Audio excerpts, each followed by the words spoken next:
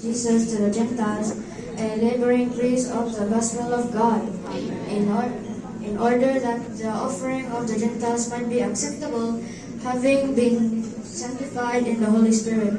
The more we walk, live, move, act, and speak according to the Spirit, the more we are in the Christian life.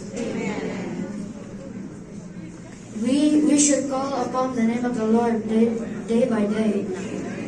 We must read the Bible, and we need to praise the Lord day by day. We should also pray ourselves into God, then live, walk, and move in the Spirit of God in our spirit. Only the Spirit in our spirit should live the Christian life.